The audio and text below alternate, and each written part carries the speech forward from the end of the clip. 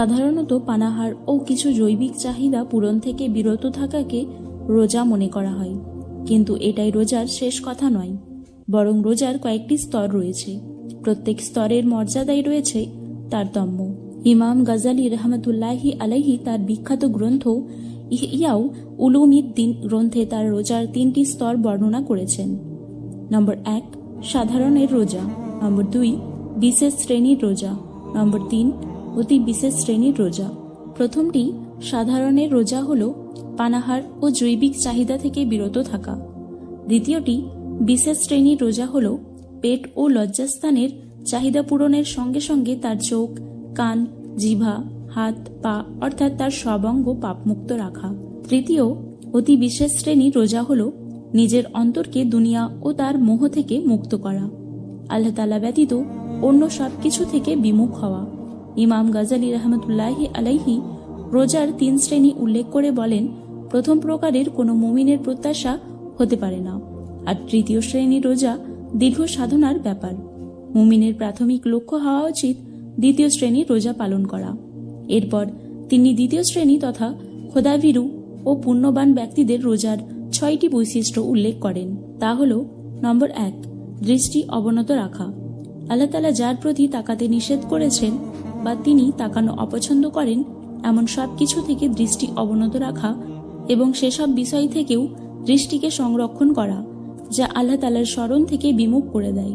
হযরত রাসূল সাল্লাল্লাহু আলাইহি ওয়াসাল্লাম বলেছেন, দৃষ্টি শয়তানের বিষাক্ত তীর। যে আল্লাহ তাআলার ভয়ে দৃষ্টি সংরক্ষণ করবে সে ঈমান ও তার মিশ্রতা লাভ করবে।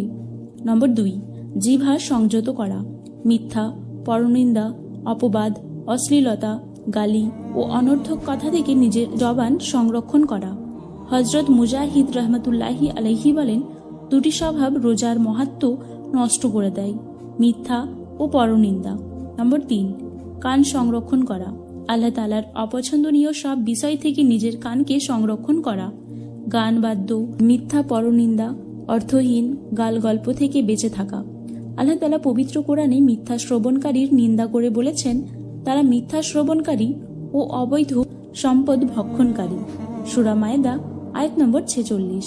নম্বর 4, অন্যান্য অঙ্গসমূহকে হারাম থেকে বাঁচিয়ে রাখা।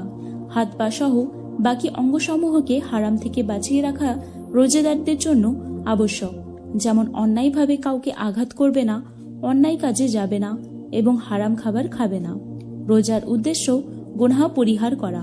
পাপ পরিহার না করলে রোজার কল্যাণ লাভ করা যায় না। হযরত রাসূল সাল্লাল্লাহু আলাইহি ওয়াসাল্লাম বলেন, কত রোজাদার এমন ক্ষুধা ও তৃষ্ণা ব্যতীত তাদের আর কোনো প্রাপ্তি থাকে না।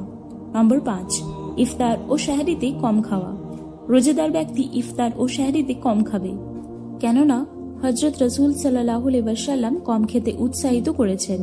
রোজাদার ব্যক্তি যথাসম্ভব দিনের বেলা কম ঘুমাবে, এতে ক্ষুধা, তৃষ্ণা ও দুর্বলতা বেশি অনুভব হয়। প্রতি রাতে সামান্য পরিমাণ হলেও তাহাজ্জুদ আদায় করবে, যেন তার অভ্যাস গড়ে ওঠে। নম্বর 6, আশা ও ভয় নিয়ে ইফতার করা।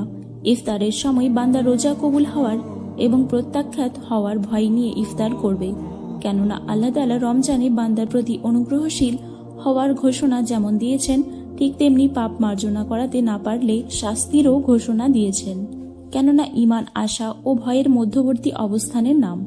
6টি বৈশিষ্ট্য উল্লেখ করার পর ইমাম গাজালি রহমতুল্লাহি আলাইহি বলেন, এই 6টি হল সেই আমানত যা রক্ষা করতে হাদিসে নির্দেশ দেওয়া হয়েছে। হযরত রাসূল সাল্লাল্লাহু আলাইহি ওয়াসাল্লাম বলেন, নিশ্চয়ই রোজা আমানত, তোমরা তোমাদের আমানত রক্ষা করো। আল্লাহ তাআলা প্রত্যেক মুসলমানকে রোজা আমানত রক্ষা করে রোজা পালনের তৌফিক দান করুন। আমিন।